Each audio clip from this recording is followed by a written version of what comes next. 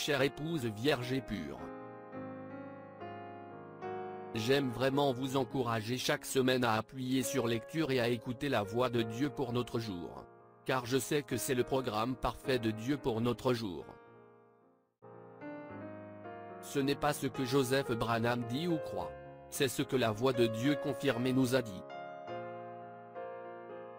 Je suis la voix de Dieu pour vous. Si vous avez un tant soit peu de révélation de ce message, cette seule petite citation devrait amplement suffire à vous amener à en parler à tous ceux que vous rencontrez. Chaque croyant, dites-le à votre église, cette voix est la voix la plus importante que vous devez écouter. Pensez-y, les paroles même que nous entendons quand nous appuyons sur lecture, c'est la voix de Dieu qui nous parle, directement. Notre Père a fait en sorte que ce soit enregistré et emmagasiné pour que nous puissions appuyer sur lecture à chaque instant de chaque jour. Pour que nous puissions l'écouter, nous encourager, nous bénir, nous oindre et chasser toutes nos craintes et tous nos doutes, simplement en appuyant sur lecture. Quelle que soit la chose dont nous avons besoin, il suffit d'appuyer sur lecture, et voilà. Il est là pour nous rappeler que nous sommes la parole. Il est avec nous, autour de nous, en nous. Satan est un bluffeur. Il a été vaincu. Rien ne peut nous enlever cette parole. Dieu nous l'a donnée par sa préscience, sachant que nous sommes son épouse. Nous étions avec lui dès le commencement. Quelle voix pourrions-nous écouter qui serait plus importante que la seule voix qui a été confirmée par la colonne de feu comme étant la voix de Dieu? Il n'y a pas d'autre voix. Que nous a dit cette voix la semaine dernière? Je vous réclame sans cesse, et ce, comme mon frère et ma sœur. Vous êtes mes enfants. Je suis votre père dans l'évangile, non pas votre père comme il en serait d'un prêtre, je suis votre père dans l'évangile, comme Paul le disait là. Je vous ai engendré à Christ, et là, je vous fiance à Christ, c'est-à-dire que je vous engage envers Christ, comme une vierge pure. Ne me décevez pas. Ne me décevez pas. Restez une vierge pure.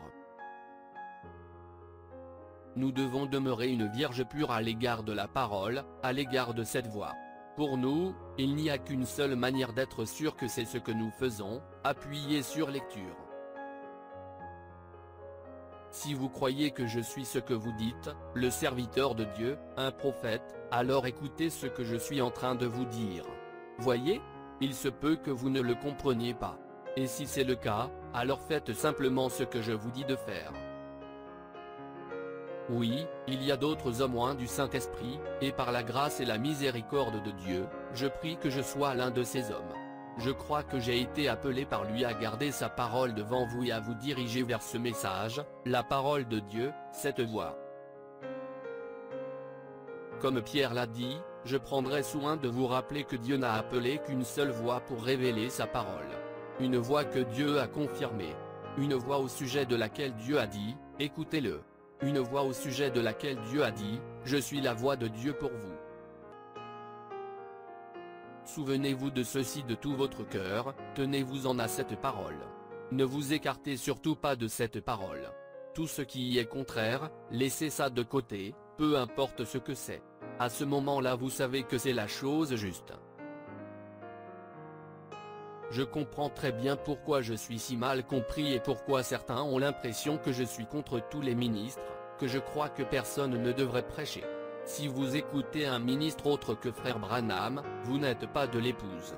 Comme je l'ai dit tant de fois, je n'ai jamais dit ni cru cela. La semaine dernière, le prophète a parfaitement expliqué comment je me sens et ce que je crois. Il y avait au moins 3 autres églises du message dans la région de Jeffersonville à l'époque de frère Branham.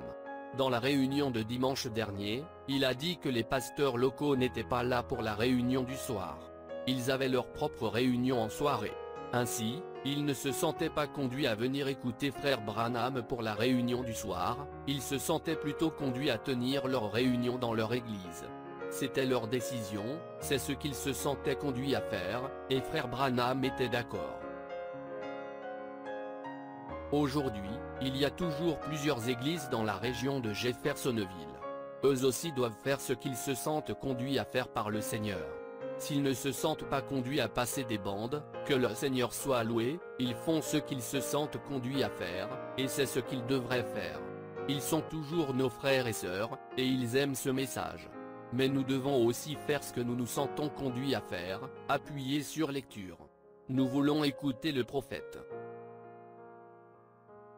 Tout comme frère Branham l'a fait le 30 août 1964, je vous invite à vous joindre à nous à midi, heure de Jeffersonville, alors que nous écouterons à nouveau le prophète nous prêcher le message, questions et réponses nos 3.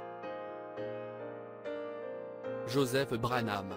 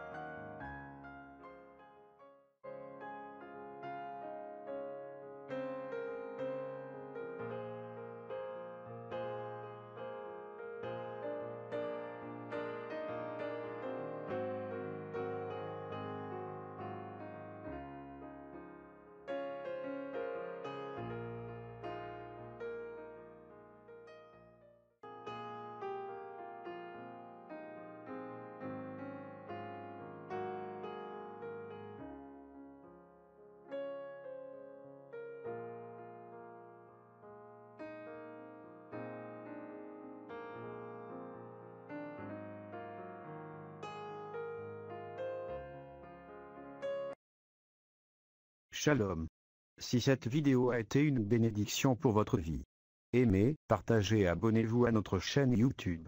Dieu te garde, chers frères et sœurs. Quiero amarte, Señor,